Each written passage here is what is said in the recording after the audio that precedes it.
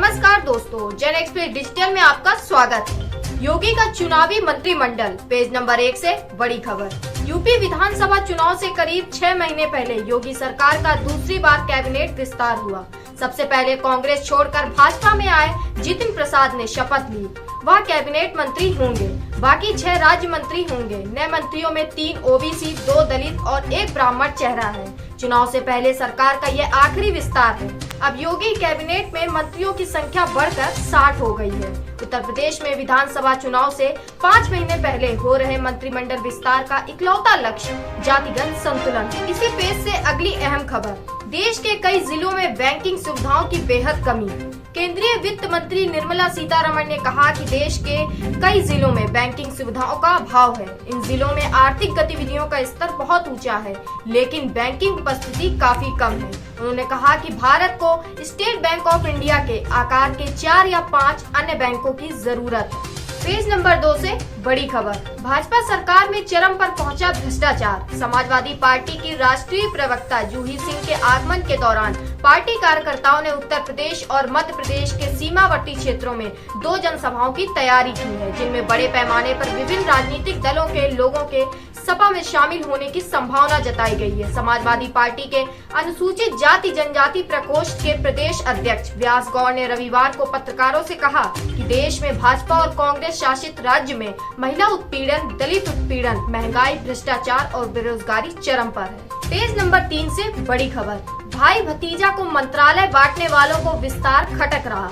योगी आदित्यनाथ मंत्रिमंडल के विस्तार पर सियासत तेज हो गई है। विपक्ष के नेताओं में पूर्व मुख्यमंत्री व सपा प्रमुख अखिलेश यादव द्वारा और बसपा प्रमुख मायावती ने योगी सरकार पर ट्वीट करके कटाक्ष किया, तो भारतीय जनता पार्टी के प्रदेश अध्यक्ष स्वतंत्र देव सिंह ने करारा पलटवार किया है।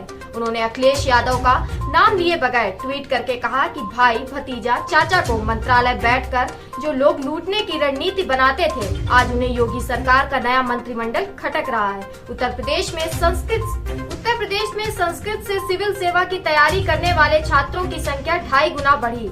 इसी पेज से अगली बड़ी खबर, उत्तर प्रदेश संस्कृत संस्थान से जोड़कर देश विदेश के छात्र सिर्फ संस्कृत बोलना ही नहीं सीख रहे हैं, बल्कि संस्कृत भाषा से सिविल सेवा की तैयारी करने वाले छात्रों की संख्या में इजाफा हुआ है। संस्कृत का क्रेज का अंदाजा इसी बात से लगाया जा सकता है कि इस साल संस्कृत से सिविल सेवा की निशुल्क तैयारी के लिए आयोजित प्रवेश परीक्षा में 500 से अधिक छात्र सम्मिलित हुए हैं। संस्थान के अनुसार पिछले साल की अपेक्षा छात्रों की संख्या 2.5 गुना तक बढ़ गई है। सियासी ताकत को पहचाने मुसलमान, पेज नंबर 5 से धमाकेदार खबर, देश में एनआरसी व सीएए आंदोलन में हमारे कई लोग शहीद हुए। कानपुर के भी 3 लोग इस प्रोटेस्ट में शहीद हो गए थे।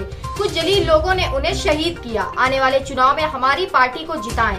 पोलिंग के दिन लाखों की तादाद में हमें वोट करें। यूपी की सियासत में अब की मुसलमान बड़ी भूमिका अदा करेगा। बड़ी तादाद में आपका होना सियासी पार्टियों को संदेश देगा। जिसके पास ताकत है, विधायक है, उसकी सुनी जाती है। ये बातें ऑल इंडिया मजलिस ए इत्तेहादुल मुस्लिमीन के राष्ट्रीय अध्यक्ष असदुद्दीन ओवैसी ने रविवार को कानपुर में जनसभा करते हुए कही। पेज नंबर 9 से बड़ी खबर, भाजपा सरकार पिछड़े वर्ग के लोगों को गुमराह करके वोट हासिल कर लेती है। भाजपा सरकार पिछड़े वर्ग के लोगों को गुमराह करके वोट हासिल तो कर लेती है, लेकिन शिक्षा, रोजगार में समुचित भागीदारी नहीं देना चाहती है।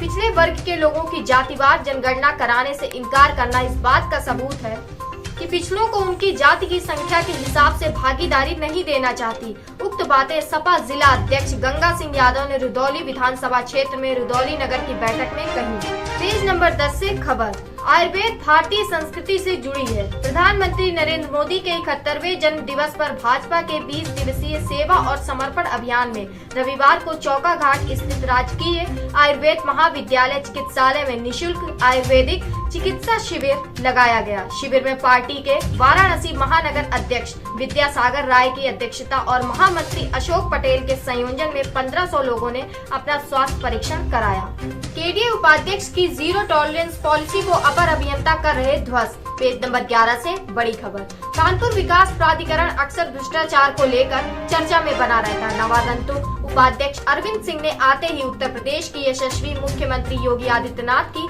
जीरो टॉलरेंस पॉलिसी के अंतर्गत कार्य करना चालू किया, तो दलाल व भ्रष्टाचार में लिप्त कुछ अधिकारियों और कर्मचारियों की कुछ दिन तक तो शिट्टी पिट्टी गुल रही। परंतु नवागंतुक उपाध्यक्ष का भय दिखाकर वसूली के रेट डबल कर दिए गए हैं। वहीं दूसरी ओर शहर के एक जिम्मेदार शहरी द्वारा प्राधिकरण में नगर नियोजक के पद पर तैनात ज्योति प्रसाद के विरुद्ध भी मोर्चा खोल दिया गया है। पेज नंबर 12 से अच्छी खबर। डिजिटल लेन देन से अर्थव्यवस्था में आई पारदर्शिता। प्रधानमंत्री नरेंद्र मोदी ने रविवार को रेडियो कार्यक्रम मन की बात में नदियों के महत्व, स्वच्छता और वोकल फॉर लोकल पर जोर दिया है। उन्होंने कहा कि आजादी की जंग में खादी का जो गौरव था, वही गौरव आज युवा पीढ़ी खादी को दे रही है। साथ ही कहा कि मेरे उपहारों की नीलामी से मिलने वाला पैसा नमामि गंगे मिशन को दिया जाएगा। प्रधानमंत्री नरेंद्र मोदी ने कहा कि डिजिटल लेन देन से देश की अर्थव्यवस्था में स्वच्छता और पारदर्शिता आ रही है तथा इसके कारण भ्रष्टाचार जैसी रुकावटों में बहुत कमी आई है।